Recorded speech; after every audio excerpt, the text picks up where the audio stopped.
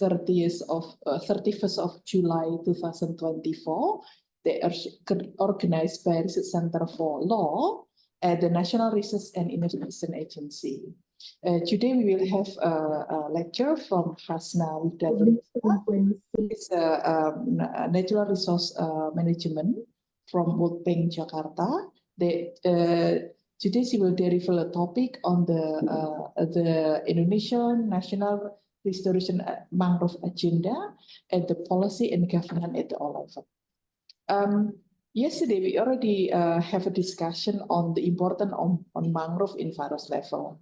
And today, again, I would like to highlight that when we're talking about mangrove, it's not only important or significant, not only in the international level, but also in the national and local level. At the international level, we know that many and special agencies like UNESCO or United Nations Disaster Risk Reduction address the idea of mangrove as an issue, as an idea to reduce disaster risk reduction, especially in the related to water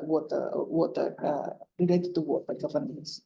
And in the national level, especially the policy on mangrove being organized, managed by Ministry of Environment and Forestry, and also Ministry of Fisheries Affairs. And in the local level, we can say that in the provincial level or in district level, there are many provincial level and district level in Indonesia that deal with the issue of natural disaster, especially the abrasion of the sea. It makes the idea of management mangrove become a big issue in Indonesian governance and policy in general. And beside talking about multiple dimension, we already know that when we talk about mangrove, it's entangled with various issues. It's not only with environment, but also with environment degradation, natural disaster, sea abrasions, and also climate change. And therefore, when we talk about mangrove, it cannot be only from single point of view, but it has to come from multiple dimension and multiple point of view. Therefore, today we will have a lecture from Hasna that will share her thoughts on the Indonesian National Restoration Agenda on mangrove and how does the government manage the policy and the governance in all levels. And I would like to invite all of you to participate actively in the discussion, both online and offline, so that we can learn and share ideas, research finding, recommendation, and also many ideas related to mangrove. And from this point on, I would like to say that I open the discussion, and the discussion will be led by Ibu Lely Nurhidayah. Okay, thank you. Now I give the floor to Ibu Lely Nurhidayah to lead the discussion. Please, the floor is yours.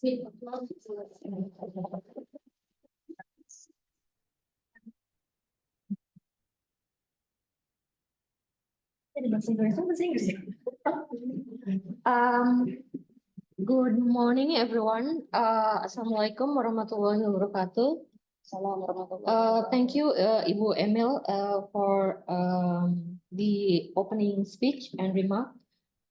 Today we have special guest lecture. She's from World Bank.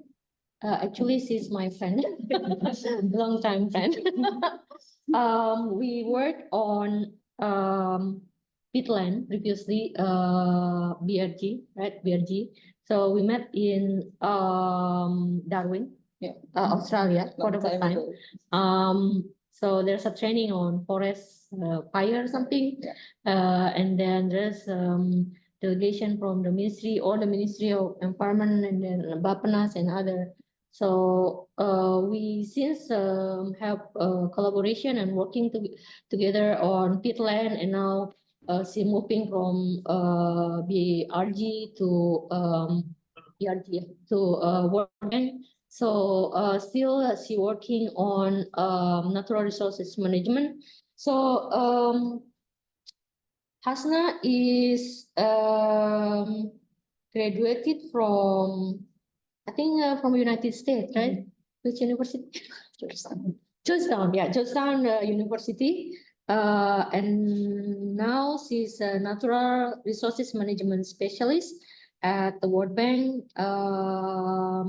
Previously, she's a policy and stakeholder engagement specialist, also in World Bank, and then she is also a technical expert to the Peatland Restoration Agency or BRG. So she has a lot of experience in working like more than 10 years in this mangrove and then peatland restoration. So from her, she's like have experience in the groundwork to the community level, and then making engagement to the government to advocate the changes of the policy to make a better outcome of this peatland restoration and mangrove restoration. So from her experience and then her work with the collaboration with the government, NGO, and then donor, international, and then with the academics and then the local level. So we can have gain insight from the expert of this, how is the current progress and development of the mangrove restoration agenda in Indonesia. Like we know that since BRG extended their working from 2015 2020 from 20 and 24 probably. So there will be 4 years working on mangrove. So maybe 2024 is this year, is it? By December this year. By December this year. So we want to know what is the progress of this mangrove restoration. Like there's 5 provinces that become target of this mangrove restoration. What is the challenge, opportunities, and then what is the trajectory toward more effective mangrove protection in Indonesia. So without further ado, I would give the floor to Hasna. So the time is up to you, Hasna. Please give, you can start your presentation. Thank you so much, Mbak Lely, Bu Emil. Thank you so much for the warm welcome. It's so good to be here in BRIN and with all of you. I just mentioned to Mbak Lely, the office is amazing. This is my second time here, but it was back in 2017 or Lipi when we are it was still Lipi, and now BRIN is very working with Macquarie University. So before starting the discussion, I'd like to pause a bit from English, but we'd start with pantun. We have a lot of pantun nowadays, so I'd like to join the trend. Rabu pagi berkumpul di BRIN. Di mangrove tinggal bekantan. Selamat pagi rekan dan kawan. Semoga berkenan diskusi soal kebijakan. Assalamualaikum warahmatullahi wabarakatuh. Thank you so much for the opportunity. Let me share my screen to guide the discussion this morning.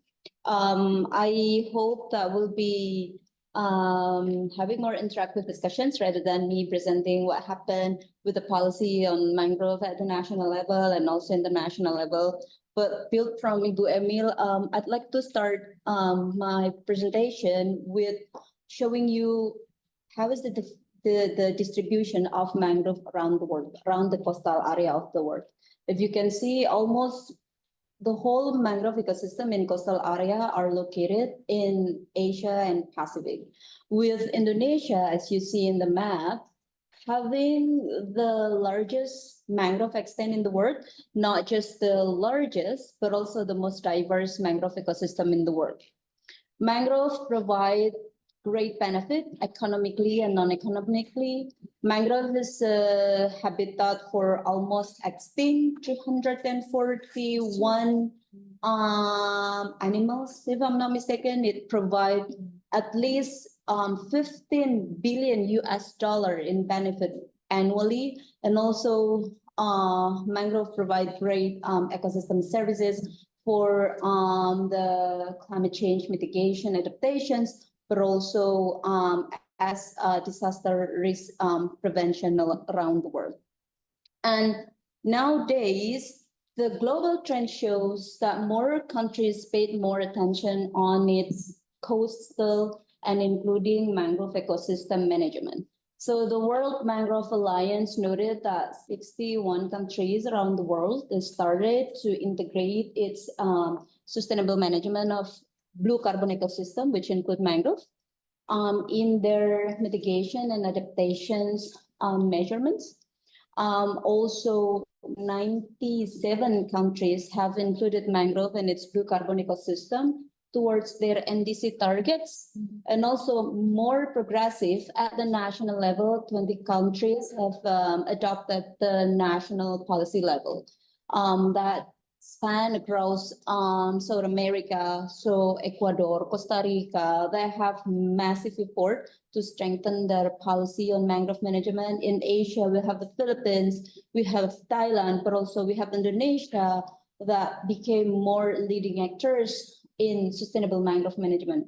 But also small countries, island in the Pacific Oceans, most of them are really depends on the health of the mangrove ecosystem to protect their country islands. And then now comes to Indonesia's context. As we've seen in the map, Indonesia has the largest mangrove ecosystem in the world. The National Mangrove Map launched by the Ministry of Environment and Forestry noted that Indonesia is home to 3.4 million hectares of mangrove span across the coastal island of Indonesia. It also has the largest and most diverse mangrove species and also mangrove habitats around the world. The bank did the economic analysis on mangrove, which shows that mangrove Indonesia provide at least 15,000 to 50,000 US dollar per hectares. So it depends on which are the locations of the mangrove ecosystem.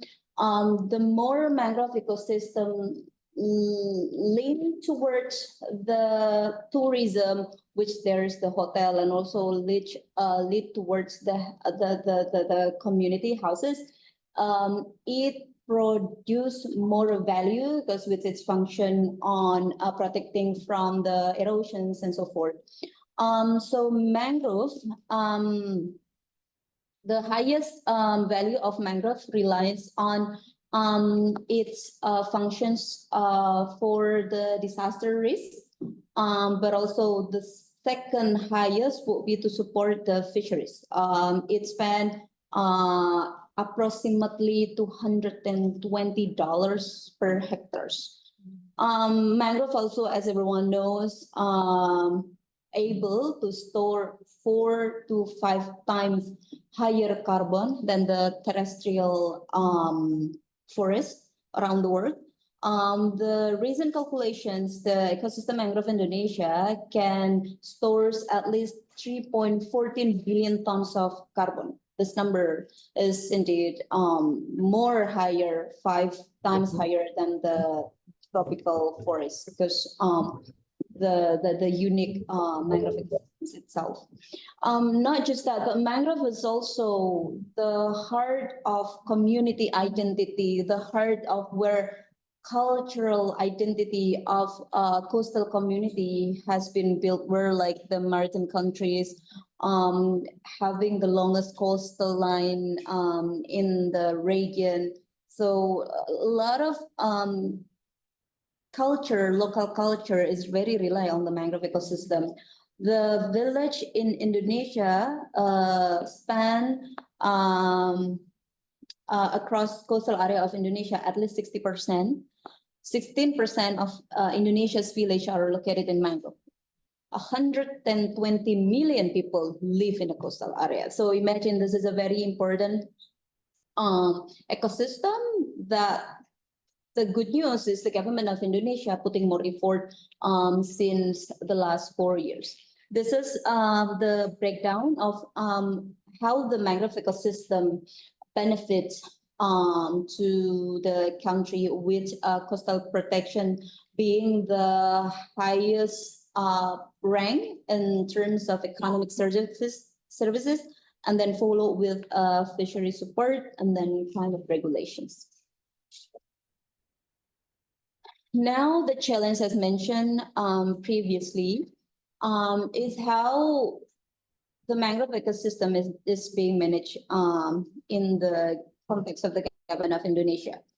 Ibu Emil mentioned that in the national, there is this Ministry of Environment and Forestry, and also the Ministry of Maritime Affairs and Fisheries. At the national, the subnational government should also play a role. But we've reviewed at least 9 laws, 12 government regulations, and also presidential regulations, 19 provincial regulations, and 2 district regulations. That shows that at least until now, the management of the mangrove ecosystem is very complex. Yeah. There's this lead regulations that guide each ministries, agencies, and also subnational government in doing the mangrove ecosystem, in managing the mangrove ecosystem. Started the law on conservations, which now being revised, law on the forestry that ruled the management of the mangrove ecosystem under forest area. There's this law on the management of the coastal and small island. There's also the law on the management of the environment. There's several presidential regulations that sets out how accelerations of mangrove rehabilitation can actually be done. It was started back in 2012, but then also back in 2020, there was this, the newly adopted omnibus law, which also mentioned several works that relates to mangrove. So long story short, this is very complex ecosystem with a complex set of regulations. In the map, this is how the mangrove ecosystems look like. Currently, what happened is the mangrove ecosystem is divided between under forest area and outside forest area. Will that be different in terms of the impact of mangrove being under kawasan hutan and mangrove being in the APL? The answer is they have a very similar challenges. For example, 50% of mangrove conversion is driven by the expansion of the pond. The expansion of the pond, it's not just happen outside kawasan hutan, but also inside kawasan hutan. So you see that mangrove currently is 73% is located under kawasan hutan, and the remaining is under APL. But also the opening of the mangrove is also in the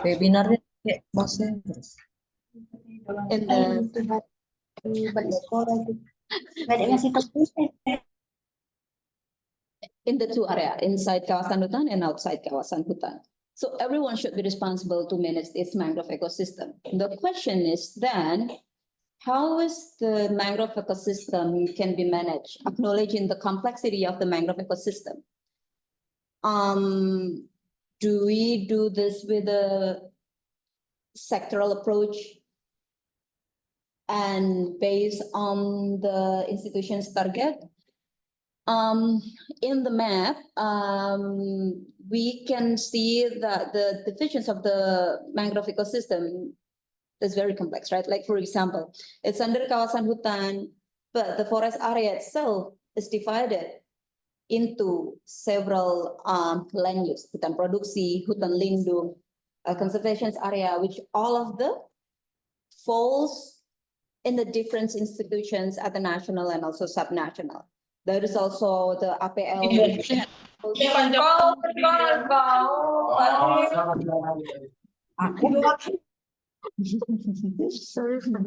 Okay, so in APL is supposed to be the responsibility of the Ministry of Marine Affairs and fisheries. But then what about the responsibility of the provincial government? What about the role of the communities? Because the community should be at the heart of the management of the mangrove ecosystem. We did an analysis which shows that at least 20 to 25 institutions are involved in the management of mangrove ecosystem, which most of them, if not all of them, are at the national level. And that said, while mangrove is a very critical ecosystem that is in the heart of the communities, the management of the mangrove ecosystem is still very much centralized. So this is what it looks like. There's this local government, there's this business owner, and also the farmers. That everyone, each one of them, has an interest with the mangrove ecosystem. The condition of the uncoordinated mangrove management that's seen based on the variety of the regulations in the government of Indonesia caused to the complicated, if I can say, uncoordinated mangrove management in the country. First, of course, there's this mismatch of the mangrove management agenda.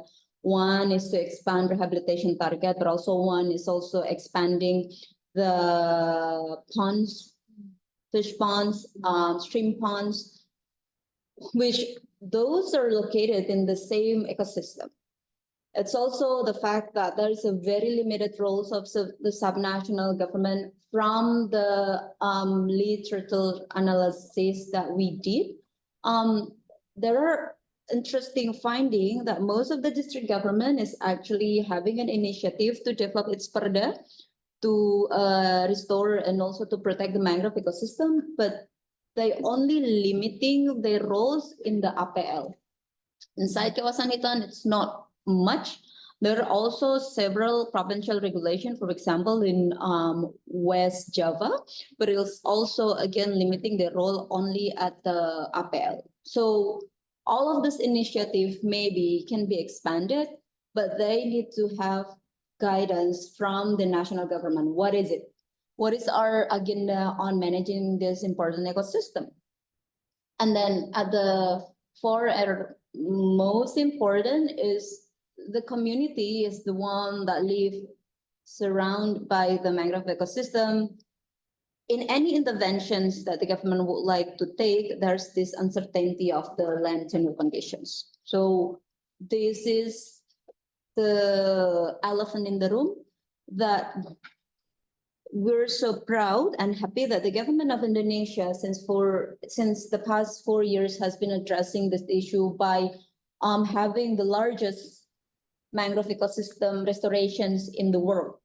So Indonesia is taking like huge and ambitious action to restore 600,000 hectares of degraded mangroves, supposedly by 2024. We don't know what happened in the coming administrations, but this initiative has been all around the world and appreciated by every countries in the world and also international organizations, and such a good initiative that then trigger other initiatives from other countries, for example, India.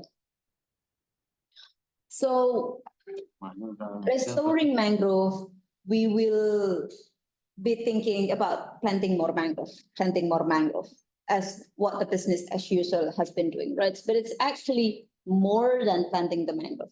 The government of Indonesia has been tremendously productively developed a set of regulations that supports their effort on restoring and also sustainably manage its mangrove ecosystem.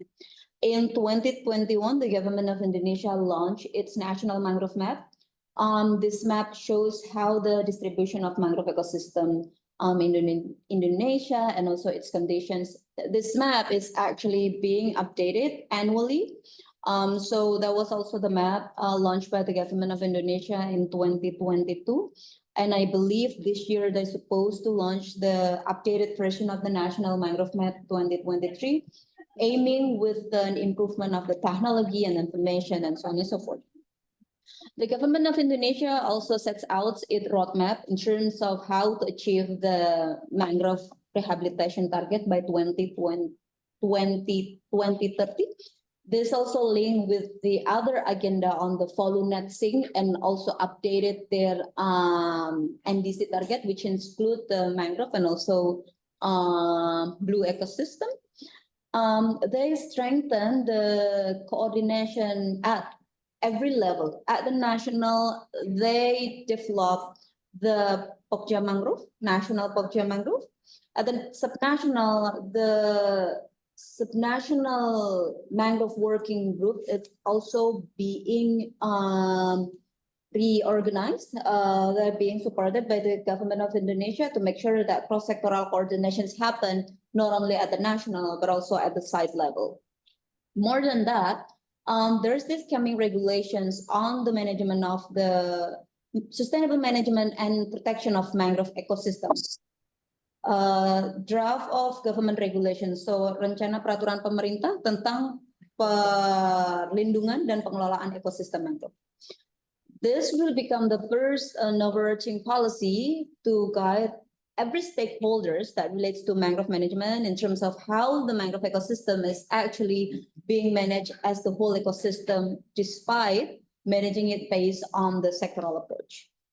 One other good initiative is also back in 2023, the Gugus Tugas Reforma Agraria also made the pledge to commit to support the mangrove restoration agenda, also intervene it based on the special planning and also land administration effort.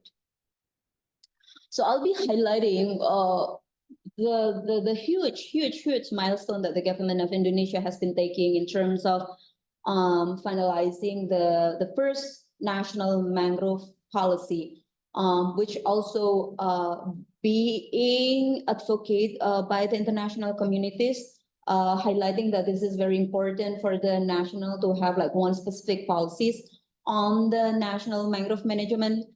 That also take a considerations of first highlighting that the target will be on the restorations and also conservation. Second, is putting the communities at heart.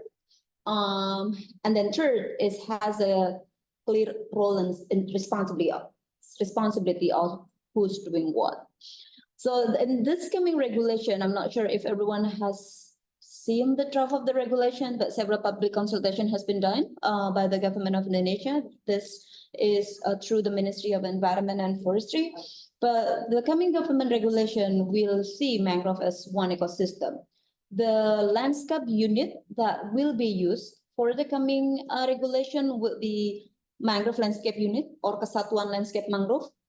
We'll call it KLM. So in the coming years, we'll hear a lot more about KLM. So this is what actually the landscape governance will be implemented in the mangrove ecosystem. So it's not just a sectoral approach, but actually how cross-sectoral coordination, cross-sectoral governance, and collaborative action will be implemented in one landscape, that is the KLM.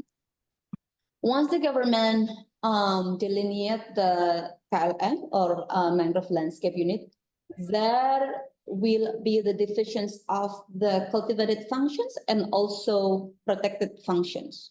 So clear roles and responsibility of who can be done at the protected functions and also cultivated functions already sets out in the draft regulations, which is highly appreciated. This will also clarify who is responsible for managing the mangrove ecosystem. Is it only MOEF and KKP, or this will also include the subnational government and also the communities? With the draft government regulations clearly mandated, the management of the mangrove ecosystem is not just the responsibility of the national institution, but also subnational institutions and also the communities in the heart of the activities at the site level. This is very exciting, which like to have more. Katanya sih minggu-minggu ini, soalnya ini buat 17-an. Jadi bilang which also like to have more input from everyone in the room because all of you are like the expert on law and also policy. So it's going to be exciting discussions. I look forward for that. But currently the draft is being finalized. The government expect the draft to be enacted by this year. But challenge and priorities from my point of view is first, having a new government regulations is nice, but it will require more and more coordinations and participations of every relevant stakeholders at national to subnational to make sure that first the law is being understood, the law is being implemented, and the law is being well implemented. Because it's very complex ecosystem, it's very complex actor involved in the management of mangrove ecosystem. So it's not just having the regulation set in place and that's done. But way forward, it requires stronger coordinations. And I do believe that the government of Indonesia, in this case, it's MOEF, KKP, will also need support from colleagues from BRAIN in terms of how this policy can be done in the most effective and also efficient way. Now, in terms of the governance arrangement, looking forward, we hope that the clarifications of the national and subnational government will be more in order, but also the community participation should be the center or as at the heart of the mangrove management.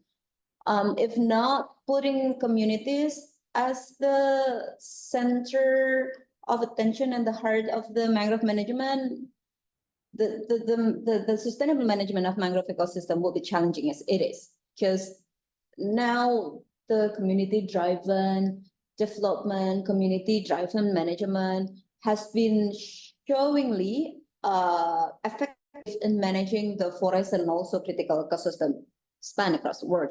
Let me take like one example. In Costa Rica, back in 1970s, the government initiated the large-scale conservations, which basically top-down approach. And the coming 20 years, it's not the mangrove cover increase, but it's the other way around. Because community, they don't feel like they own the responsibility. So the corrective action made after 1990s and put the community at the heart of the mangrove management, and they are being successfully increased the restoration target from only 4,000 hectares to now 22,000 hectares. It's way behind Indonesia's, but also because Indonesia's mangrove area is way larger than Costa Rica. In the coming regulation, the government also mandated on developing kind of the management plan at the national, provincial, and district level. We think that this is a very important document because this will guide every actor at national, at subnational, and also at district to set out what are the agreed goals, objective, and responsibilities from each actors. Basically, this is like the manual that will be guide in terms how to manage this is a very important ecosystem moving forward.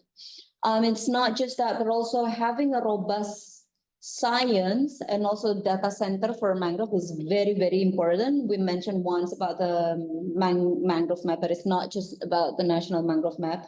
We might need more technology for the monitoring. We need more technology on blue carbon. We need more technology on everything that we can to support the mangrove conservations and also restorations.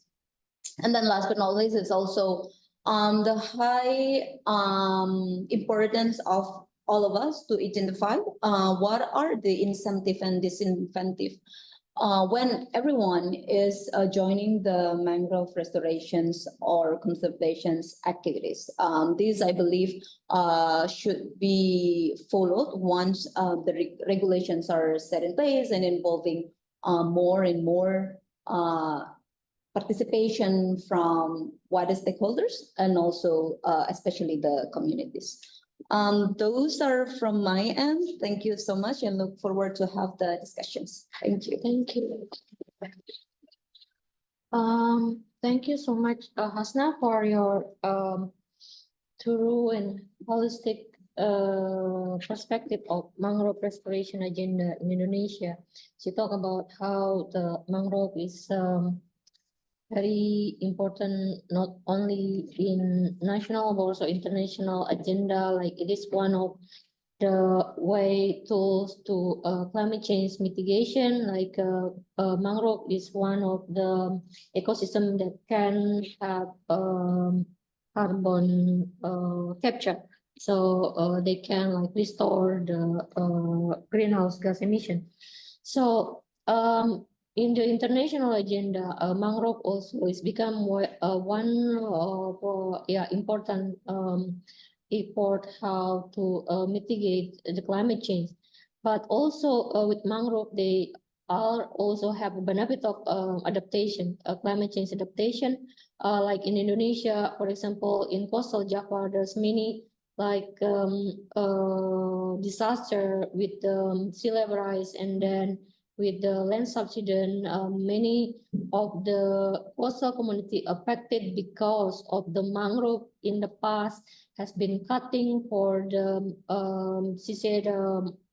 fish aquaculture, and then shrimp aquaculture, and then also for the wood cutting for the cooking for the local community. So now the government and the community shifting toward more restoration. Like the restoration now is the national agenda from 2020 until 2004. Probably the one question that actually I want to ask Hasna before I give over to the audience. So how is the state, the progress of the restoration in this 2020 and the 2004, the 5 provinces, how this like, is this really effective, or does this 5 provinces give significance to the climate change mitigation? Why they choose this 5 provinces become the target for the mangrove restoration? Like our research for the Koneksi program is located in Java, coastal Java. I think not only 5 provinces actually should be the target and priority for all of this mangrove restoration, but also in the future, like if they extend this work not only 4 years program that will continue to another like maybe second term of this mangrove restoration. Orderan si Java and other like areas, they also ngechat di luar bae bau. special attention and funding from the government, from the central government, as the local government usually they doesn't have any funding for this mangrove restoration. Like for example, if we look at the local government law number 23 2000, local government undang-undang pemerintahan daerah, they say that all the authority to manage the coastal area from 0 to 12 is under provincial level. So regency level doesn't have any authority anymore to manage this coastal area. Like mangrove usually in the between coastal. So when I ask the regency level, they say they doesn't have any authority. They are afraid to ask funding for this mangrove restoration. They afraid being caught by KPK, Komisi Pemberantasan Korupsi. Like it is not their authority anymore. So so how you like strengthen the policy from central to the local level, when the local level, like the regency level, doesn't have any authority? Like how make it if this mangrove policy strengthened to all the level in the reality, like the current law is not supported this your intervention or suggestion. And in another case, like RPP mangrove, I think this is a good initiative from the government.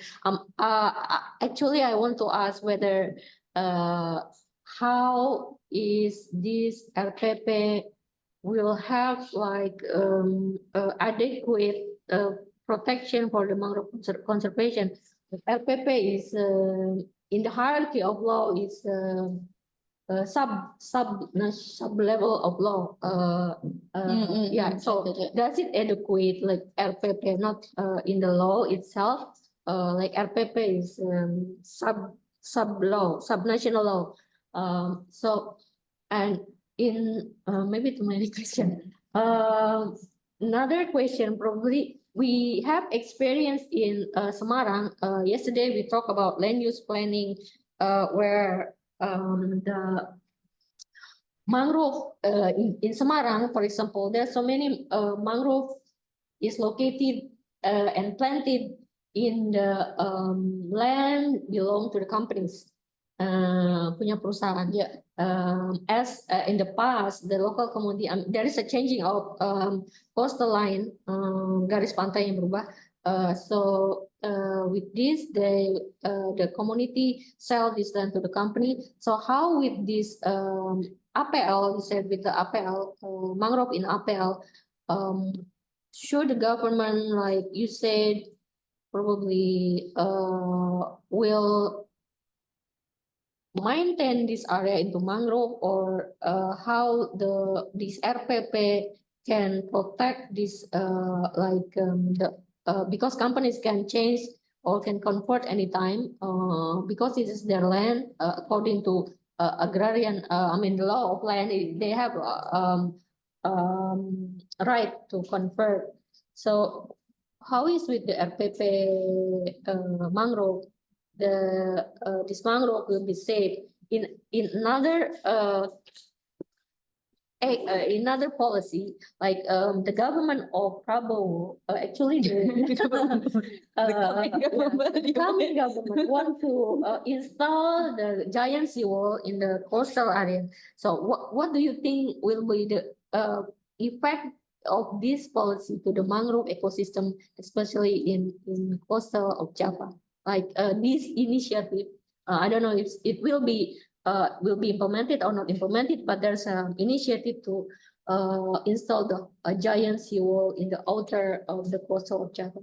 So probably, yeah, I agree with you. There's many uncoordinated law. There's need a harmonization of the law. There's many like sectoral ego. So it does need so much to be done, so much to fix this law. And then I don't know how to start. So probably that's my yeah, my thought about your presentation and question. So probably you can answer, or I can give both of them. Oh, exciting questions, and I can see the way you're feeling a bit frustrated of seeing what happened on the ground and bring those frustration in the table. But let me start to address. I noted that there are at least three concerns from your point. First is about the sustainability of the mangrove restorations. Yeah. Why is it only like 4 provinces? Second is the role of the subnational government. And third is about the land use. It's linked to the spatial planning and land administrations. So first on the sustainability, completely agree that the mangrove restorations and sustainable management shouldn't be only it's actually not 5, but it's actually 9. Okay. So Bergam is mandated to restore the degraded mangrove at the 9 provinces until the end of this year. But also moving forward, how do we see the agenda is being sustained, right? So in our understanding, when deciding the 600,000 hectares of the mangrove restorations, it's based on the conditions of the mangrove ecosystem across the nations. So the degraded mangrove were 600,000 hectares. If I'm not mistaken, it was based on the mangrove density. So mangrove jarang will be intervened, and the distribution of those mangrove areas will fall across the 9 provinces. But also highlighting the fact that the intact mangrove that needs to be conserved and sustainably managed are in Papua, in Kalimantan, East and also North Kalimantan, in Riau, and also in North Sumatra. So those are being in our understanding is the very reason of the government of Indonesia in deciding the restoration target and also the locations. We see that a lot of effort has been made by the government of Indonesia. I mean, like scientifically restoring a living ecosystem cannot be done only by 5 years for it, right? At least we need 20 to 30 years to see that's coming, right? So on planting mangrove, at least you need to have like 5 or 10 years to see it growing, right? So I think the government is on the right track of first committed to restore the mangrove. And also second is putting so much effort on identifying how this ambitious target can be done. First, enabling regulations, enabling data, and putting the national mangrove map, identifying how the best restorations is being managed on the ground by engaging the local communities. So therefore, they have the cash forward. It's actually one of the incentives to invite communities to participate to the mangrove restorations agenda. And this is, we see is kind of lab to learn, so a classroom to learn how first is mangrove being sustainably managed. Second, it's how communities and local government is joining to the very important agenda. And the third is how to have a behavior change, not address to only communities to sustainably manage their mangrove, but also to the national government of not only seeing mangrove as an object for a planting or rehabilitation, but also how to sustainably manage its mangrove ecosystem. So moving forward, we truly hope that this will be continued, not just by 2024, but also moving forward, a lifetime of the commitment of the government of Indonesia. We haven't heard much about what happened in the coming government, but if the agenda would be continuity and also sustainability of what has been built in the past 10 years, we truly advocate that this very important agenda will be continued. And it will be remain as much more relevant as before. Because also Indonesia can be the one that leads the international initiative of restoring the mangrove. We're the country that have the largest ecosystem. We're the country that have the most ambitious in terms of number and in terms of the community that live in the mangrove ecosystem. So this is becoming more and more important of having the mangrove. It's not just mangrove rehabilitation and restoration, but also sustainable management of the mangrove ecosystem. On the second point of the role of the subnational government, yes, that's true. But that's also, again, going back to the confusion of in Undang-Undang 23 on the subnational government is actually when you see mangrove as a coastal ecosystem, then there is a role of the provincial government and also role of the district government in terms of the community management, right? But if you see that in the point of view of the environment, because the law number 32 is also sets out that mangrove ecosystem is part of the critical ecosystem as well as the peatland and also coast. So then it's actually the concurrent work of the national government and also subnational government. The subnational government confused which one that they need to adopt, right? Because in implementation, in practice, mangrove inside kawasan hutan would be the responsibility of MOEF and its technical unit of the province, and also KKP with each technical unit of the province. So the subnational government, as much as they want to be involved in the management of the mangrove ecosystem, there's unclear directions. So therefore, they pull back. So once the government regulations on the mangrove management exists, at least it gives like legal basis of how the subnational government, both province and the district level, play a role. Because the draft government regulation is a follow regulation from the law number 32. So more on the environment rather than coastal. And this has been agreed by MOEF and also KKP and also Ministry of Home Affairs. So once that enacted, then the subnational government and district government will have a role as law number 23 on the subnational government mandated this as the concurrent. So this would be a bit similar with what happened in the peatland restorations. So now, after the government regulations are set in place, continued engagement with the subnational government and also the willingness of the national government. I mean, like, it's not just willingness, right? But the responsibility of the national government to transfer money to the national government should also be followed, right? So what happened with the peatland, they have this tugas pembantuan because this is concurrent, right? So this should be also done with the mangrove ecosystem. Because with concurrent, it's actually the role of the institution at the national and also subnational. But in terms of how do you make sure that first, there's a set clarifications of roles and responsibility, and two is the availability of the financing. So there is options, right? In terms of making sure that the government is being engaged. It can be like tugas pembantuan or DAK, or even the subnational government and the Ministry of Home Affairs acknowledge that this is the role of the subnational government. So they need to have budget allocated. That will be, we hope, the future of the management of the mangrove ecosystem, which include high participations of the subnational government. Until now, a very limited initiative from the subnational government, as you highlighted. They are afraid with KPK, they are afraid with BPK. Because when, like, for example, the KPK and BPK asks, why do you spend your money to this mangrove restoration agenda? You don't have any rights and responsibility.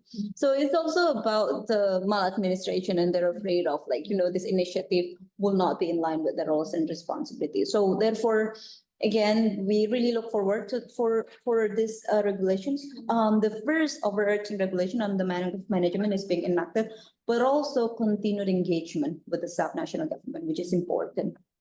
In terms of the land use, very important, Bu Lely. I actually had like a lot of discussions with the Ministry of Special Planning and Land Administrations. So there are two interventions, right, from them. First is how the mangrove ecosystem take place in the special planning regime. And the special planning, the mangrove restoration, both in kawasan hutan and non-kawasan hutan, is actually treated as an area that has the protected function. So it's supposed to be protected. They have like one of the mechanism, the RTH, ruang terbuka hijau, which clearly says out that mangrove ecosystem is part of it. So it needs to be protected. There are several other interventions, like for example, the options of the high conservation value. There's also options of making it like one of the recommendations for the national strategic area and so on and so forth. But at the national to RTRW, the mangrove at least already has a place of one of the subject for the protected function. The challenge also will indeed on the ground when the APL already have rights. Yeah. So actually in mangrove ecosystem, it's not much on the like big concessions like peatland, but much more on the communities, right? Communities that use the mangrove ecosystem for fish or shrimp ponds activities. And since they owns the land, they have rights to manage it, right? What we understand is now the government is trying to create the incentive and disincentive of how communities can actually participate to the restorations agenda on top of continued socializations and engagement to the communities. Like for example, the productive age of the ponds is only lasts not more than 16 years. So saya oh yeah, yeah. sedikit. Jadi terkait ini bahasa Indonesia maaf ya. Saya punya pengalaman ini. Saya kan penelitian menarik dari bahwa Aceh, pantai timur Aceh itu merupakan mayoritas daripada mangrove. Nah, kerusakannya itu hampir 80%. Nah, untuk itu lembaga perlindungan tanah, apa ya di sana itu gitu ya. Nah, ini merekomendasikan kepada pemerintah Aceh untuk lembaga-lembaga agar lebih intens untuk memberikan perlindungan terhadap mangrove yang ada di wilayah Aceh. Nah, oleh karena itu salah satu jalan pemerintah Aceh mengeluarkan kanun 23 Nah, di situ ada salah satunya adalah rencana perlindungan sumber daya lingkungan. Nanti di sana bisa mungkin terkait dengan ekosistemnya gitu ya. Kemudian kepada para memang pengusaha hutan ya, termasuk di lingkungan pantai itu yang banyak merusak. Gitu. Nah, ini juga menjadi sorotan gitu daripada asosiasi lembaga ini. Nah, ini mungkin bisa dikatakan bahwa Aceh itu dengan kearifan lokalnya, ya, tapi memang persoalannya adalah bahwa lembaga-lembaga, ya, kemudian saya ada gitu ya. Ini lembaga-lembaga yang diberikan kewenangan ini baik dari pemerintah dari undang-undang pemerintahan Aceh itu sampai ke kantor gubernur ini tidak berjalan efektif. Nah, dalam rangka penuh ma'ruf salah satunya mungkin ini apa yang bisa diberikan jalan keluar oleh kita, kan, oleh kebijakan pemerintah untuk bisa lembaga ini lebih berperan. Karena mereka memang lembaga ini lebih dekat dengan masyarakat. Mungkin itu, ini saya saran saja gitu. Mohon maaf untuk saya. Ya, Bu Emel mungkin ada pertanyaan? Cukup. Mohon maaf. Terima kasih banyak, Bu, Bapak. Ya, terima kasih, Bu Emel. So, Bapak juga mau rapat juga?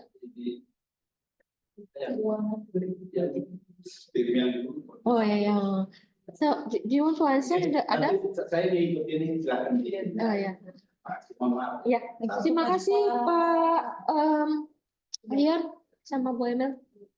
So, she talk about the adat. No, I think very important, but like the initiative from the local government, especially the Adat communities. The current cycle that is existed is actually what they call the Kesatuan Kelompok Kerja Mangrove Daerah. So this is kind of the coordination platform for every stakeholders relevant to mangrove in the province or in the districts can actually provide informations and suggestions in terms of how the management of the mangrove ecosystem is well implemented. So if we can follow up with you, like, because this KKMD is currently managed or supported by the MOEF. So maybe the one recommendation can be to activate KKMD with huge involvement of the institutions part. KKMD. Jadi memang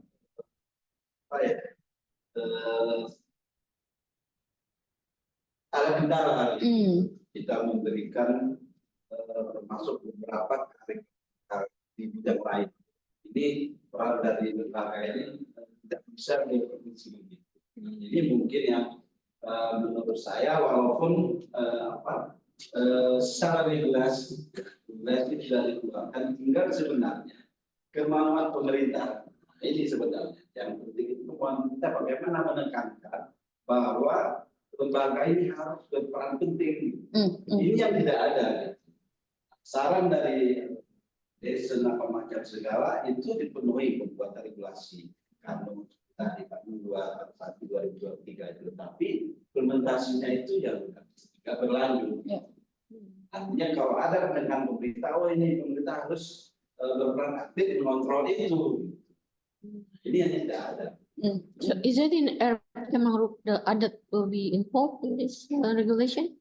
Well, communities And also other Ada. communities are being acknowledged, right? But also I think this is more about how like local context can play more an active role in terms of managing the mangrove ecosystem. If I can summarize it, and but also the most effective way. It's not just like there's this regulation, but actually it's not really bermanfaat at the field level, right? So I guess what can be seen in the other projects with regard to the natural resources management is we really need to seek like champions, right? But in Aceh there will be like a lot of champions, and if we can find the champions and also kind of sharing that this has happened, this is the way to implement sustainable mangrove management in this area, which can be expanded through then this KKMD, and hopefully if there is like the budget from the government, both national, subnational, that would be optimistic way to start the work. Oke, terima kasih Pak Arya pertanyaannya. Kasih banyak. So maybe we can continue like how you my previous question. Yeah. How to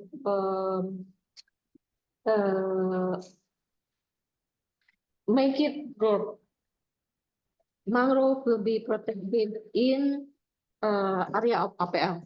Yes, so I was just about to go there.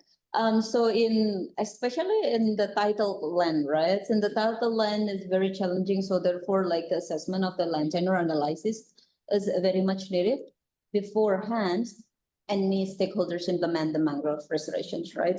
But also several initiatives have been taken place by, I believe, the government. So like, for example, in the APL, it's titled land and also untitled land, right? Tanah Terlantar, for example. So in Tanah Terlantar, what are the key interventions that can be done by the government? In this case, it's ATR BPN, right?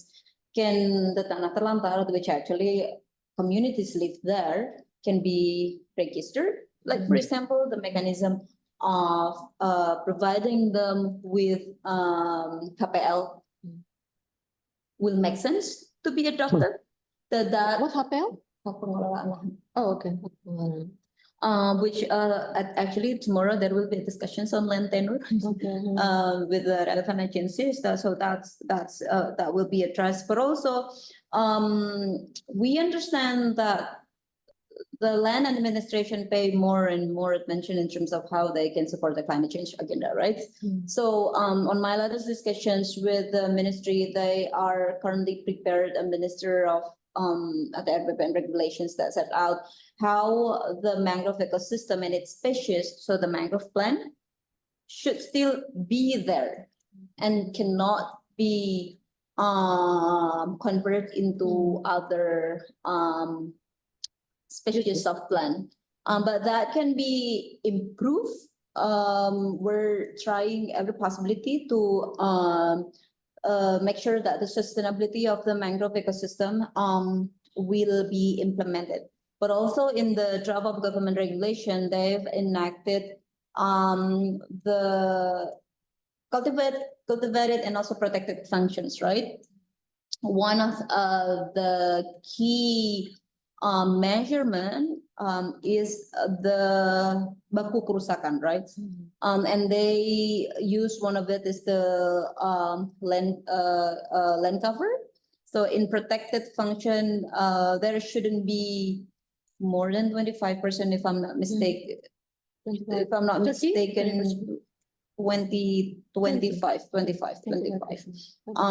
And the cultivation shouldn't be more than 50%. So it's an effort to make sure that the mangrove is being protected.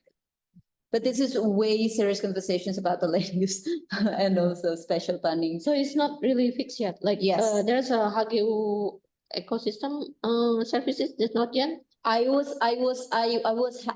had a discussions with the ATR BPN on the discourse, right? We don't really see that the HGU so this is- Jasa ecosystem. That's a Discord. This still is a discourse, but my last understanding is as an effort to keep the mangrove plant, the mangrove itself, being intact in its habitat, they included in the list of species under the Berarti di Singapura bisa pusatnya.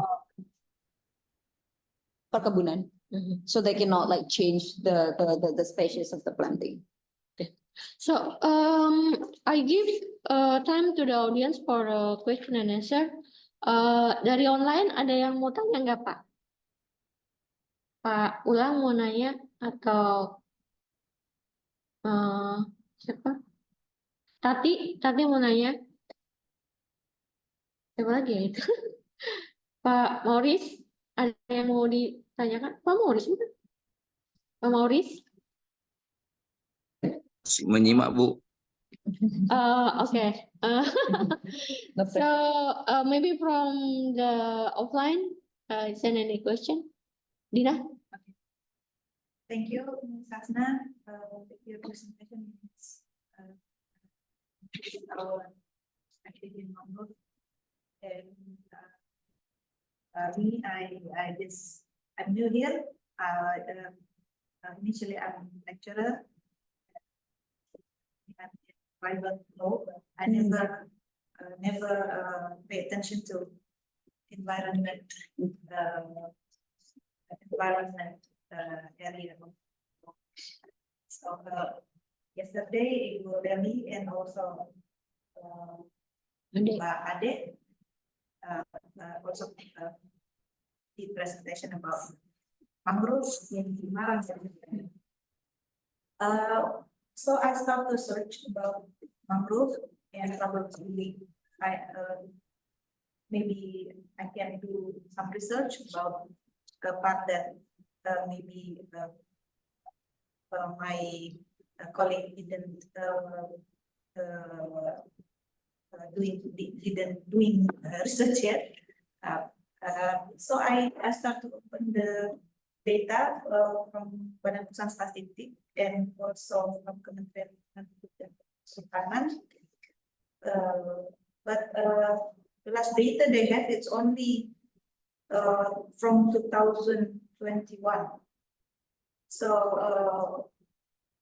about the hutan mangrove forest, maybe this is not so important question, but where do we can get the complete data about mangrove itself, the area of mangrove in Indonesia completely, so that we can do research. I mean, from the preliminary data.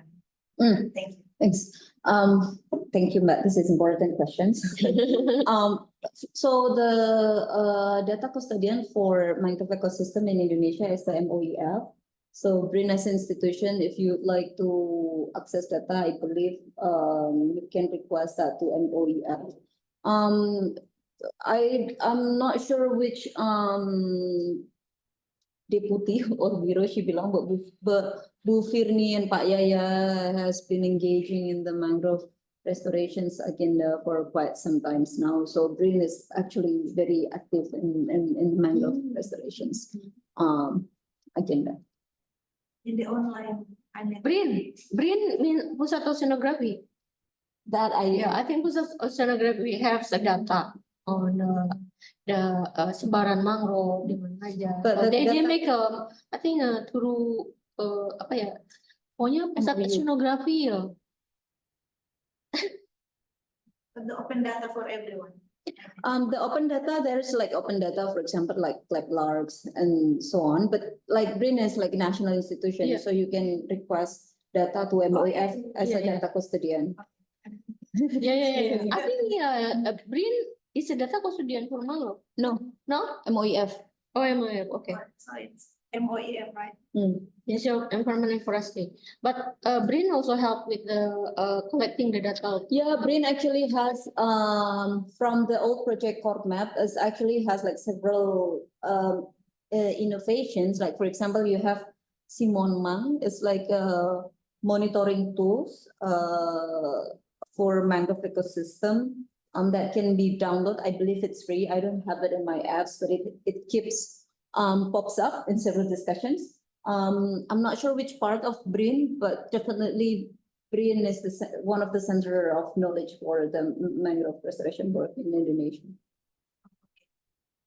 Because the last data in here is always in 2021. Yeah, that's the national mangrove map. Thank you. I will go and search. Another question, Mbak Olipa, Mas Adit, yang di Bodono, mau nanya? Oh, di chat. Mas Adit tanya lah. Adit, ayolah, masih tim koneksi, ada yang nanya nih. Adit. Okay, so dari chat emang ada yang nanya, yang mana? So there is Pak Dio. Pak Dio, would you like to ask yourself, Pak Dio, or I read the question? Ini siapa ya? Pak Henry Donald. Pak Henry Donald, silakan Pak. Bahasa Indonesia juga boleh.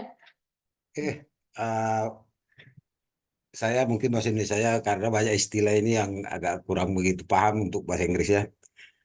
Terima kasih Bu Leli, terima kasih Bu Asna atas kesempatan yang diberikan kepada saya. Mengenai mangrove ini sebenarnya kan sudah jauh-jauh hari ya, kalau nggak salah peraturannya ini sudah ada tahun 2012 ya.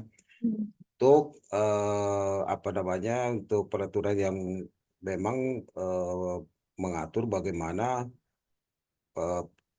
terhadap pengelolaan ekosistem mangrove. Bahkan kebijakan ini juga harus ditularkan dari tingkat provinsi, kabupaten, dan kota. Tapi saya lebih khusus mungkin di Pulau Jawa aja.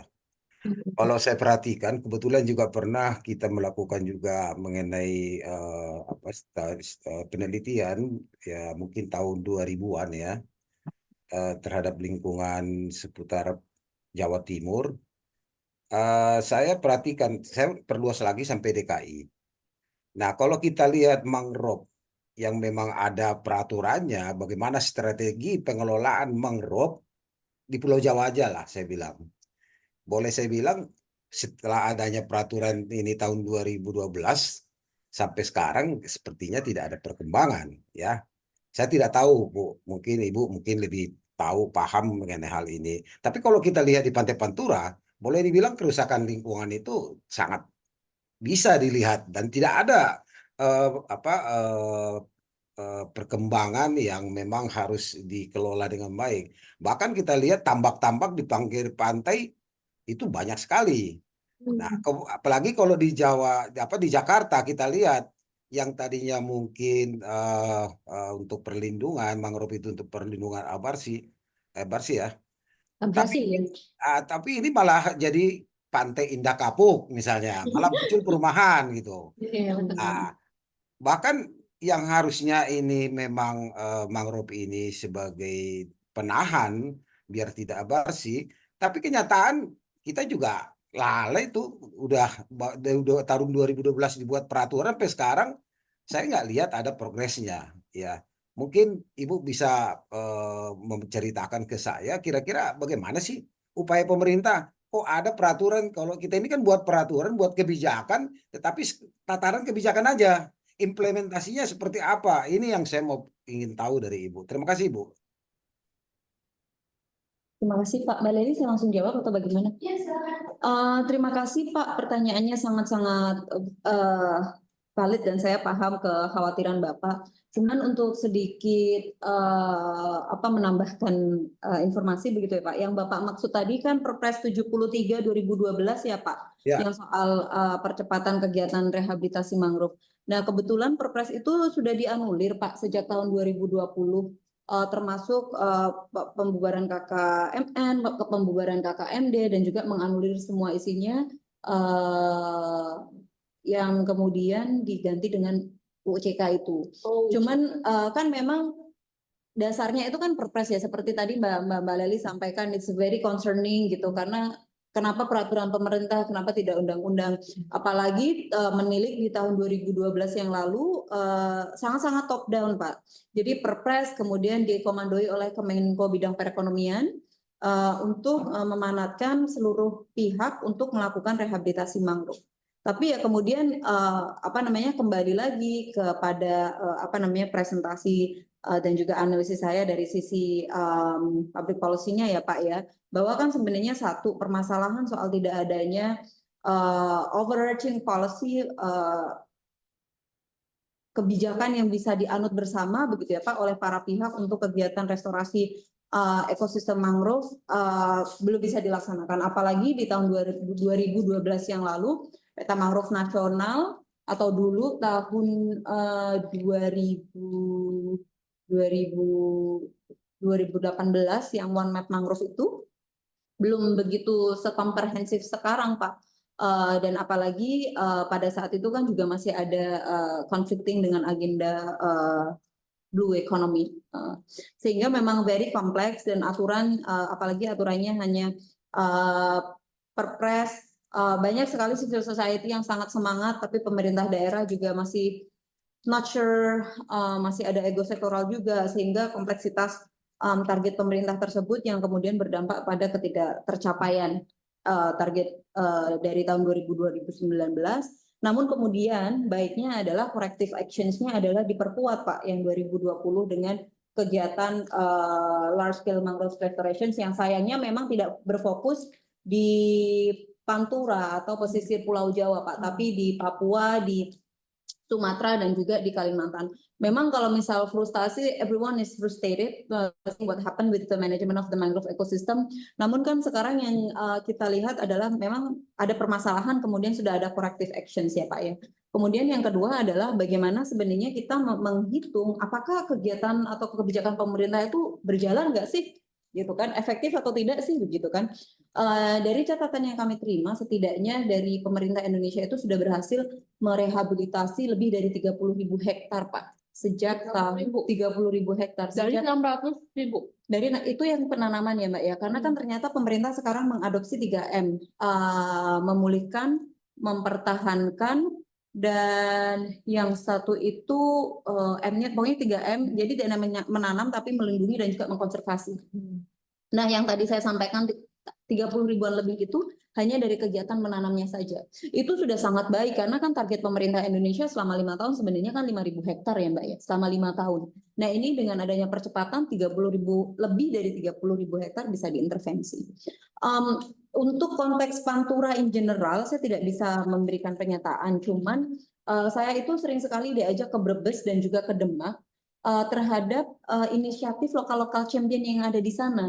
Jadi di Brebes itu kan banyak sekali women community yang sudah menanam mangrove sejak 20 tahun yang lalu dan sekarang usahanya berkembang. Di Demak juga kelompok masyarakat yang dibantu oleh wetlands juga banyak menjadi sorotan, bahkan diekspos hingga tingkat internasionalnya. Sebenarnya lokal-lokal champion ini yang tidak begitu banyak terekspos Pak. Memang kemudian kalau dibandingkan dengan pembangunan reklamasi begitu ya, itu kan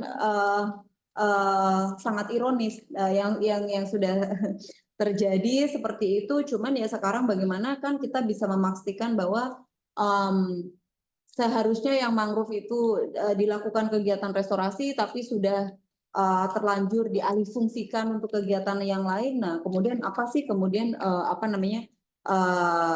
sanksi administrasi atau tindakan yang perlu diambil, dan menurut saya inilah teman-teman BRIN ya yang sangat pakar terhadap kajian hukum khususnya dapat membantu memperkaya khasanah pelaksanaan RPP mangrove nantinya di tahun. RPP mangrove kapan di? Saat ini sudah tahap finalisasi, targetnya tahun ini selesai. Oh, berarti nggak ada audiens lagi sama. Sudah audiensinya sudah berkali-kali, bahkan ke provinsi-provinsi juga sudah dilakukan. Pak Henry, mungkin tadi yang dibilang sama Hasna kalau di Pantura Jawa itu lebih ke mengadakan ke lokal champion. Memang betul sih Pak. Jadi kemarin kita penelitian koneksi di Indramayu, Cirebon, Tegal, Pekalongan, Semarang, Demak itu memang restorasi mangrove itu lebih bertumbuh kepada champion. Maksudnya individu-individu yang mempunyai komitmen dan untuk melindungi mangrove dari berpuluh-puluh tahun, ada yang sampai 20 tahun gitu, sampai mendapatkan Kalpataru. Misalnya di Semarang kemarin di Mangunharjo itu baru kemarin tahun ini ya mendapatkan Kalpataru. Pak Sururi itu menanam mangrove berapa puluh hektar gitu ya. Nah, untuk di Brebes sendiri 3,5 juta pohon itu sudah ditanam, dia juga sudah mendapatkan hektar.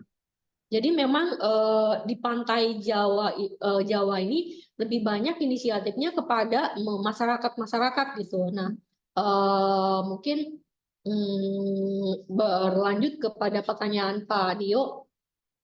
Pak Dio menyebutkan bahwa apa sih yang bisa World Bank support gitu, komitmennya untuk mangrove restoration dan konservasi dan restorasi di Indonesia.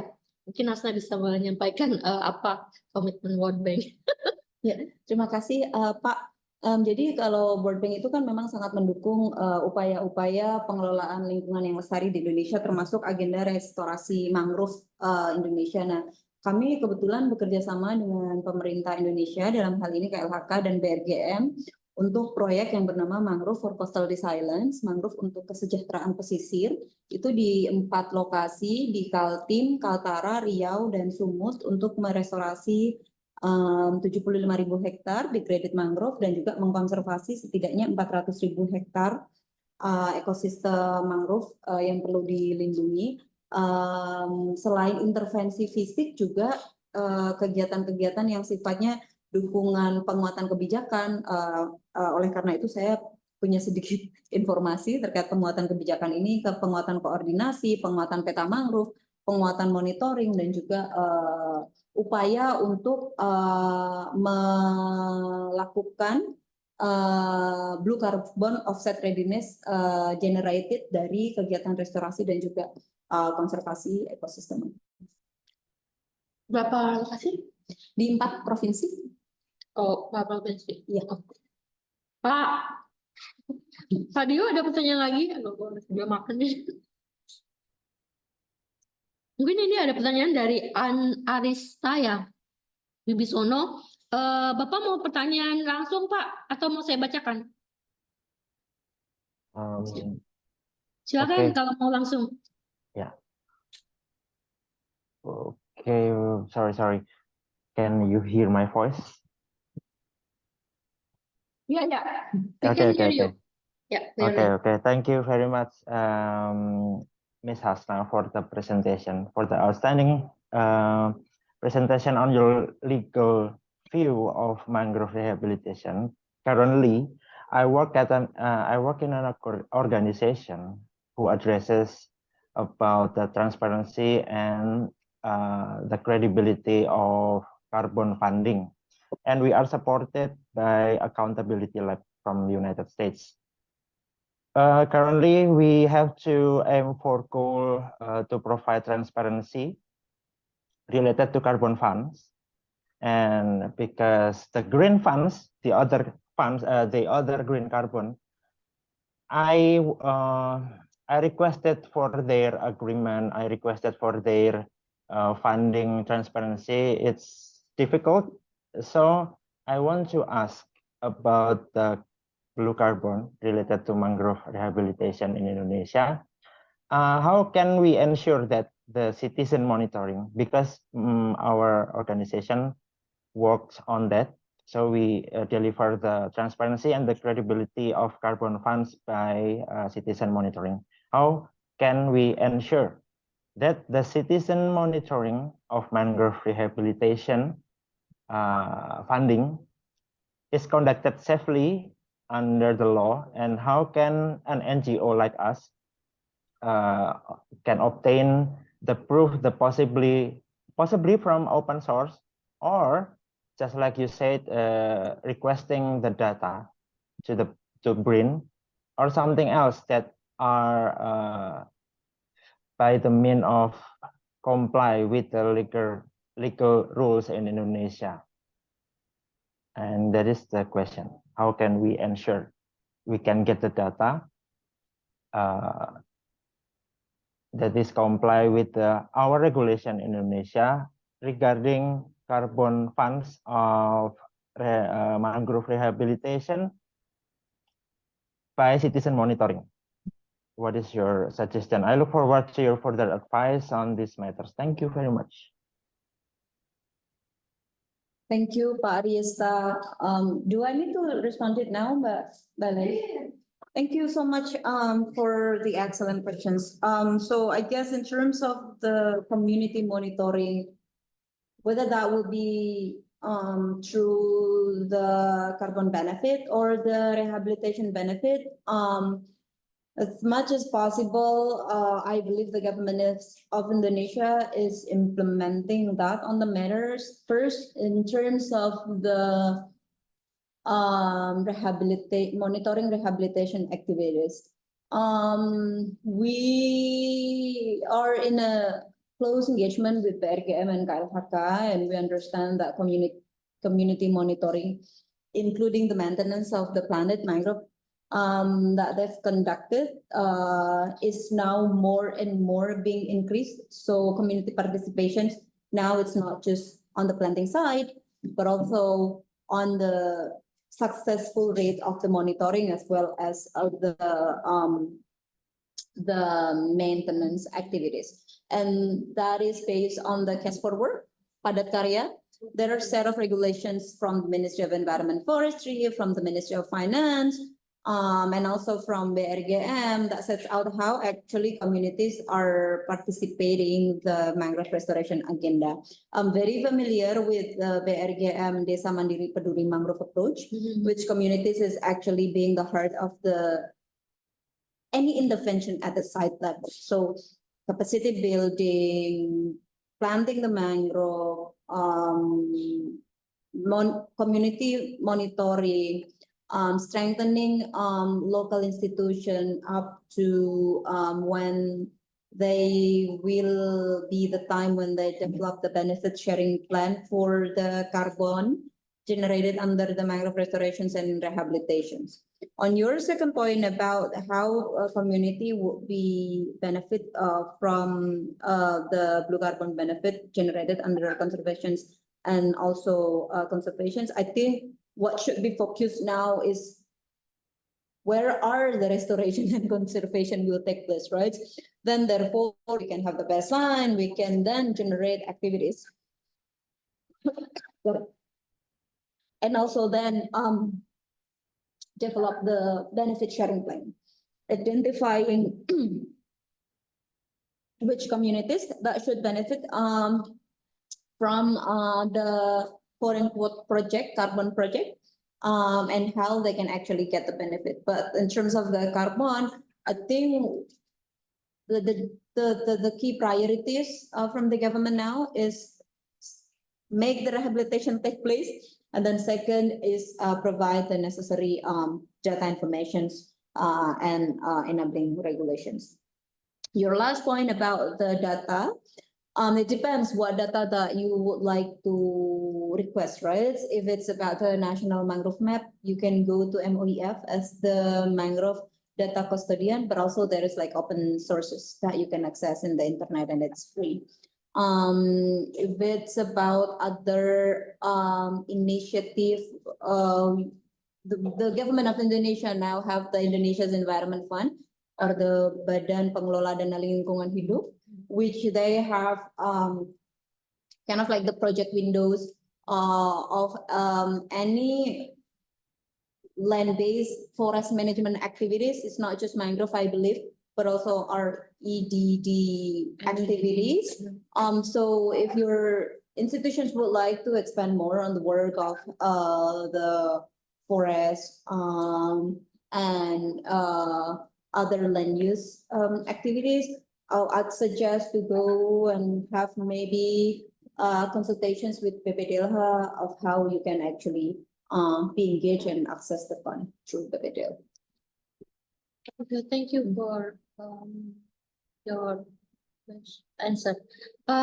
Is there any more question? We have like maybe 5 minutes or so. Bade, yang mangrove, do you have any question? Mas Tio, yang garis tikungan. Adik, silakan adik.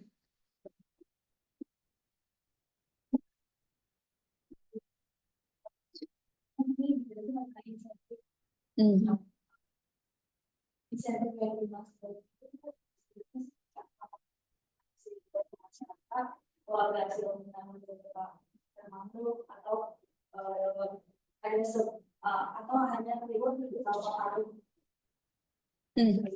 Oh, ya ya. Apakah itu gimana pemerintah itu mensupport komunitas lokal dengan hal finansial, finansial untuk technically undertake mangrove.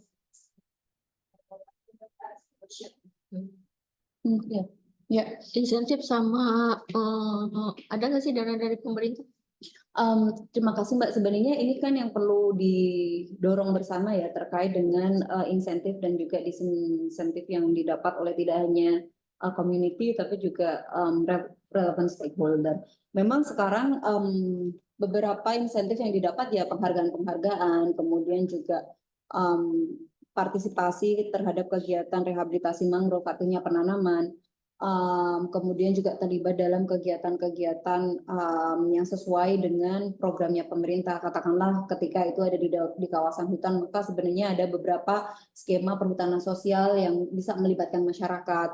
Apabila ada di APL, sebenarnya ada beberapa kegiatan-kegiatan yang didukung juga oleh KKP di desa-desa pesisir itu bisa diakses. Cuman kan sebenarnya yang kita harapkan ini beyond dari itu, begitu kan? Ketika sebenarnya tanah itu sudah berhak, community mau bergabung di situ, ada nggak sih insentif untuk pengurangan pajak tanahnya misalkan? Ada nggak sih insentif untuk misalkan akses terhadap pelatihan-pelatihan yang tadi Mbak sampaikan? Nah sebenarnya hal itu sudah terjadi, tapi masih parsel per parsel gitu loh Mbak. Tapi kan karena kita sekarang berbicara soal ekosistem, sebuah ekosistem yang terkoneksi, bagaimana set of insentif dan juga disinsentif itu kemudian dijahit jadi satu yang sebenarnya applicable dan implementable gitu. Dan ini sebenarnya menjadi PR kita semua ya, bukan hanya KLHK untuk bisa membuat skema opsi, insentif dan juga disinsentif khususnya untuk masyarakat supaya kegiatan rehabilitasi dan juga pengelolaan ekosistem mangrove itu bisa dilakukan. Nah terkait dengan pelatihan-pelatihan yang tadi saya sampaikan, sebenarnya kan inisiatif-inisiatifnya itu sudah ada, tapi kan stretches di perhutanan sosial, misalkan dari kegiatannya BRGM untuk DMPM, kemudian ada juga kegiatannya KKP, begitu kan. Sebenarnya kan pertanyaannya adalah apakah pelatihan itu cukup atau sebenarnya kita tuh perlu ada matchmaking antara market dengan kegiatan yang ada di community kan. Karena sebenarnya kan ini adalah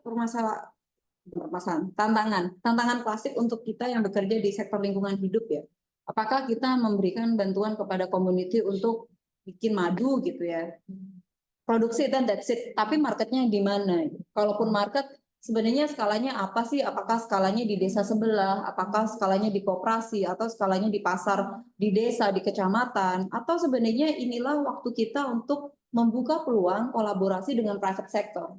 Bisa nggak sih private sector itu jadi off-taker untuk kegiatan? Misalkan saya ini lagi pakai batik mangrove. Bisa nggak sih batik yang sangat baik ini kemudian juga dihargai lebih dan juga ada private sector yang invest gitu ya untuk membesarkan masyarakat gitu. Ada beberapa inisiatif kegiatan yang dilakukan di Riau katakanlah gitu ya. Ada kegiatan restorasi hidrologi di ekosistem gambut di mana ada aku lupa nama spesies ikannya itu, tapi ternyata ikan itu tuh mengandung salah satu bahan untuk menciptakan obat gitu. Jadi dengan ekosistem gambut yang basah, yang produktif, ada ikan yang kemudian ada perusahaan farmasi yang bekerja sama dengan community. Nah itu kan sebenarnya satu ada livelihood alternatif yang didapatkan oleh masyarakat dengan mengelola ekosistem gambut yang ada di sana, begitu kan. Sama sih dengan ekosistem mangrove. Sebenarnya kalau misal sudah terjadi konversi ya ada tambak, tapi kemudian tambak itu berpartisipasi melakukan kegiatan restorasi mangrove dengan pola silvo fisheries, katakanlah begitu ya. Nah, udang-udang dari di situ apakah kemudian bisa mendapatkan sertifikasi green misalkan. Kemudian bagaimana aksesnya terhadap, for example, international market di Singapura katakanlah yang seafood yang sangat mahal-mahal sekali kan. Nah, hal-hal yang seperti itu menurut saya yang diperlukan begitu ya apabila kita ingin melakukan large scale apa namanya restorations yang juga kemudian tidak akan mengganggu livelihood masyarakat, tetapi malah memberikan additional benefit dan juga more money to the community. Mungkin yang pengalaman kita di Semarang itu yang di Pasururi ya, Dek. Jadi champion ini dia maksudnya mendapatkan uang dengan misalnya perusahaan membeli yang itu ya deh, membeli bibit mangrove-nya dari dia terus ditanamin gitu. So the CSR probably they will buy this bibit from this local champion, then they get money from that. So this kind of incentive, or I mean, the incentive is like the companies will have the brand, a good brand image on, and apa ya, ISO green company gitu, green company, perusahaan yang ramah, yang mendukung lingkungan gitu. Nah, mungkin insentifnya itu mungkin kalau di yang kemarin kita di Semarang itu memang ada pro dan kontra, ada beberapa kelompok mungkin agak. Nah, ini rebutan ini kali ya, rebutan apa sih? Ya, rebutan CSR gitu. Mungkin seperti itu. Jadi maksudnya mereka kenapa membeli bibitnya di situ, jadi dia marah gitu. Kenapa nggak beli di bibit saya gitu. Maksudnya di masyarakat sendiri sebetulnya ada konflik tersendiri dengan insentif dari maksudnya penanaman itu gitu. Memang ini menarik ya, dan mungkin require like iya, rebutan gitu. Benar, dan komunitas di mangrove itu kan mereka they've been in the business for decades kan. Ya, bisnis ya. Jadi maksudnya sangat-sangat pandai-pandai sekali kan, apalagi kalau kita hanya membungkus dengan kerangka CSR, which is very tricky kan sebenarnya. Karena kalau misal dari saya melihat sebenarnya ini adalah bisnis begitu ya, tidak hanya CSR gitu. Karena kalau CSR kan yang tadi kamu bilang bahwa sebenarnya kepentingannya kan klaim dari perusahaan saja gitu kan. Tapi apakah kemudian masyarakat bisa berpikir beyond CSR apa enggak sih? Karena ketika sebenarnya masyarakat punya pasarnya begitu ya, banyak sekali keuntungan begitu ya yang bisa didapat oleh masyarakat. Misalkan di Kaltim dan juga Kaltara itu pengelolaan ekosistem mangrove, apalagi yang ditambak-tambak itu kan tidak bisa per satu blok kan. Jadi sebenarnya banyak sekali inisiatif untuk mereka tuh melakukan kegiatan silvofishery pada satu lanskap gitu ya, pada satu unit. Ada beberapa community, ada beberapa kelompok tani lah, ada 10 sampai 25, di mana mereka tuh bilang kalau kita melakukan teknik yang sama, kecenderungan untuk gagal itu tuh sedikit, karena pasti kan disesuaikan begitu ya. Jadi ada aluran air juga yang ditata secara bersama, inputnya juga, saprodinya juga sama gitu, sehingga nanti ketika mereka waktunya untuk panen itu biasanya tidak kayak major failure, itu tidak gitu.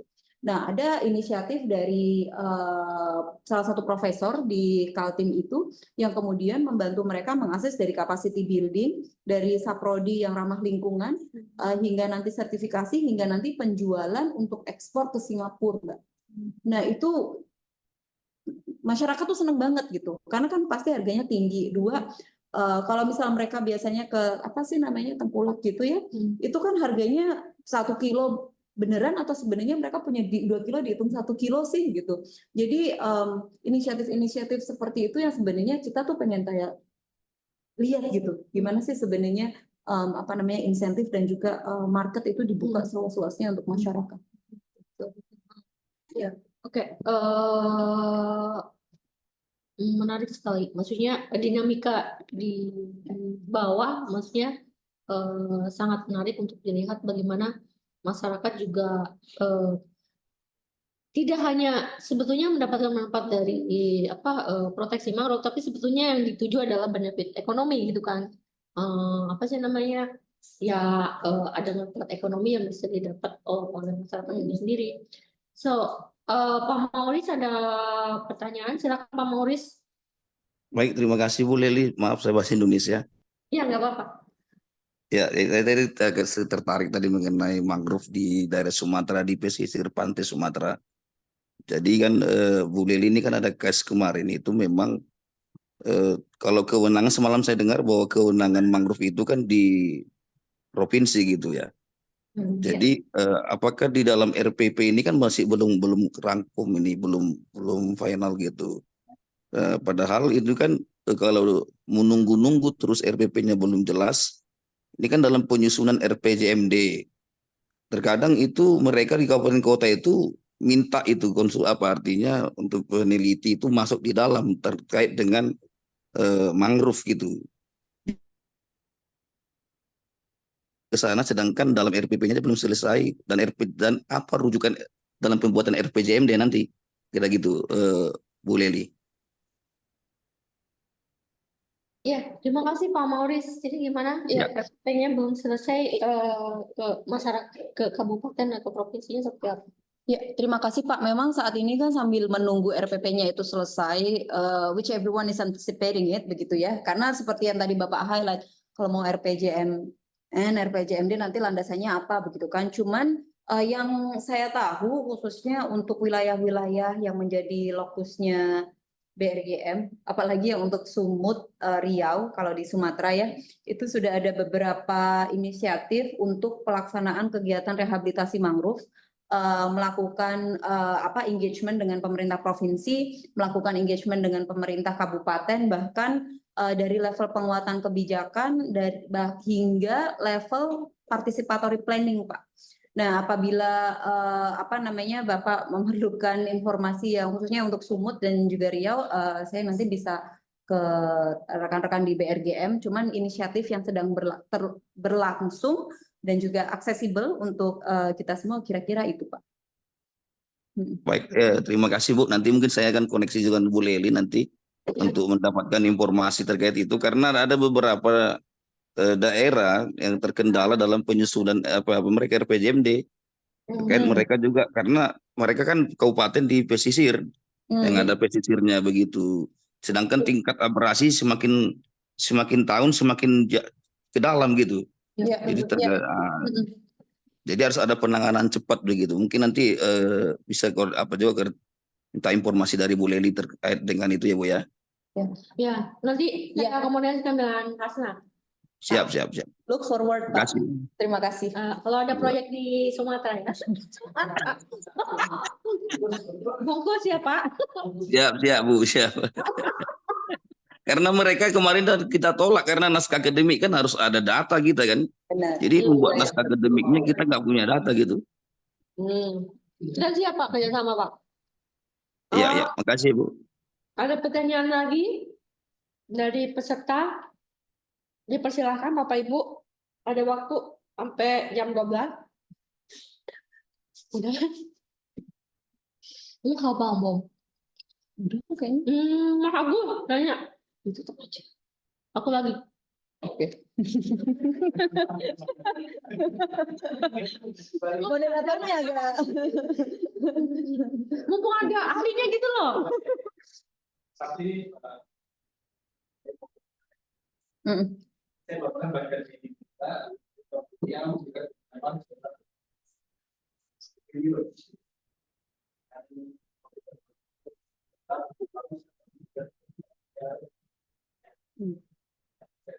kalau zaman artinya sudah pasti itu harus dilakukan ya. Itu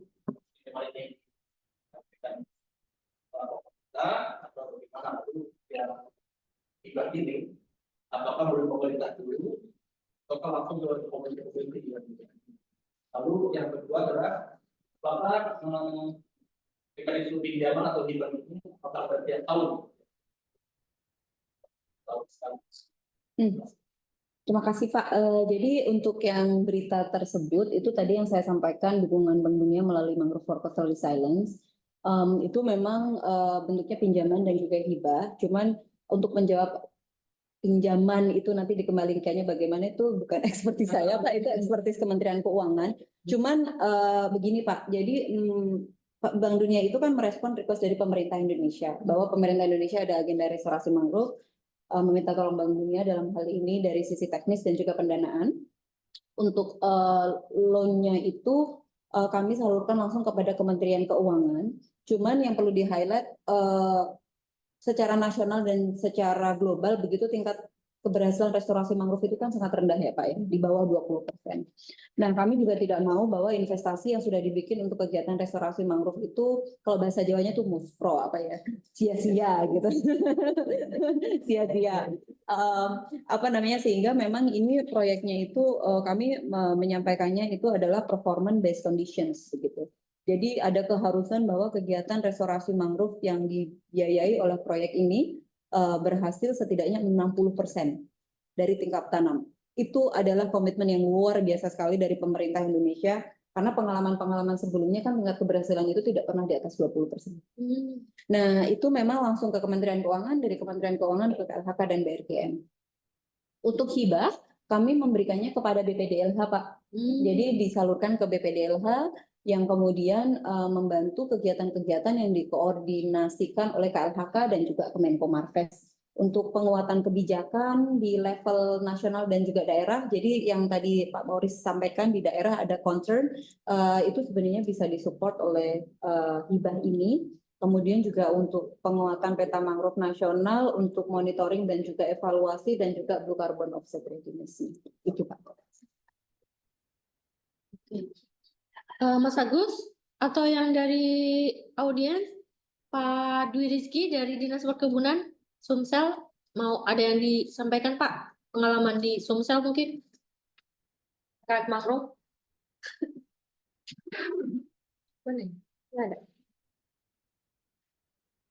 Ada nggak? Mas, maybe last question for Mas Agus. Please, Mas Agus. Berapa kali lingkungan?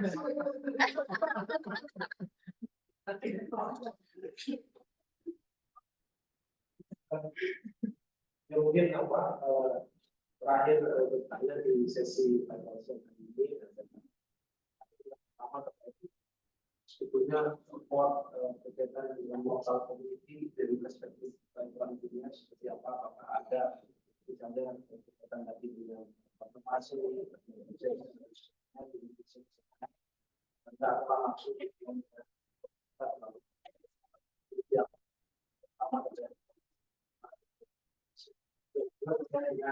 berikutnya market ya berkaitan dengan sekarang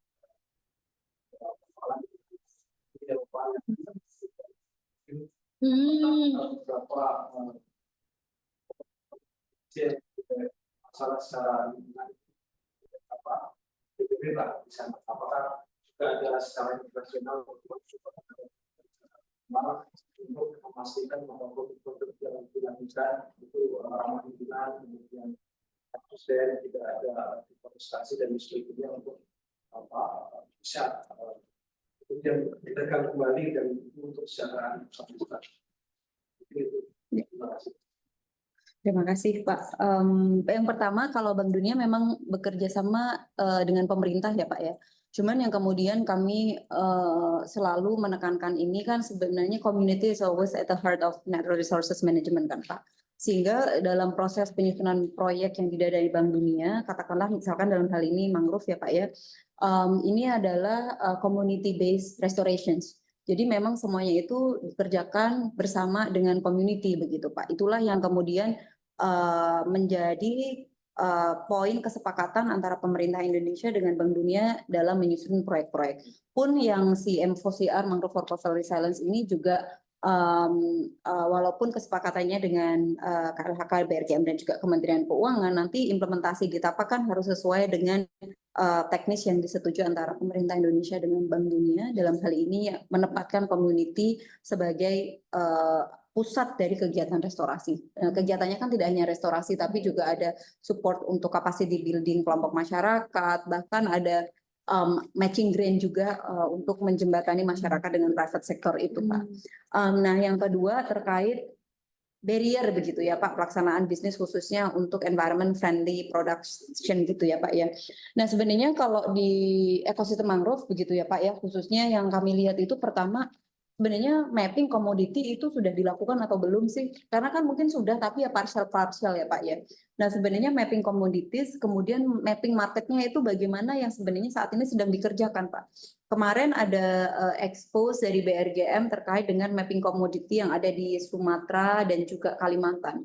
Cuman itu pun masih perlu, maksudnya sudah sangat baik, sudah ada datanya, tapi kan masih perlu perbaikan, diimprove terus menerus ya Pak ya. Kemudian rantai pasarnya Pak. Nah misalkan kita berbicara soal hasil udang ramah lingkungan, tambak ramah lingkungan begitu kan, kita ada Singapura yang paling dekat, kita ada Jepang sebagai market yang besar juga. Nah itu tuh datanya sudah ada atau belum, kemudian yang perlu dilakukan adalah connectivity-nya bagaimana begitu kan Pak, karena tidak hanya bisnis, ini kan juga termasuk dengan community mobilizations, community organizations juga kan Pak, kita nanti mau masuk melalui mana sih sebenarnya yang paling efektif di tataran tapak kita kan, apakah sebenarnya BUMDes atau yang tingkat apa namanya antar distrik, subdistrik itu loh Pak, saya lupa namanya. Apakah yang seperti itu? Jadi memang banyak sekali hal-hal yang perlu dilakukan on top of kita punya database lain dan juga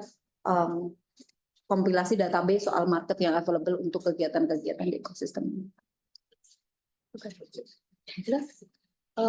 Okay, I think that's all for today.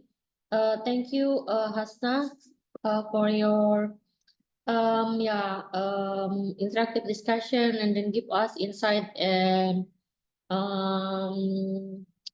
knowledge about World Bank working on mangrove restoration. So please give applause again to Thank you for having me. Terima kasih Bapak Ibu yang di online. Terima kasih telah berpartisipasi dalam kegiatan legal guest lecture kita kali ini. Kita akan bertemu lagi di guest lecture yang akan datang. Saya tutup acara kali ini. Assalamualaikum warahmatullahi wabarakatuh. Waalaikumsalam warahmatullahi wabarakatuh. Terima kasih Mbak Leli. Terima kasih Mbak Leli, terima kasih Semuanya. semuanya. Oh ya, so there's a token appreciation.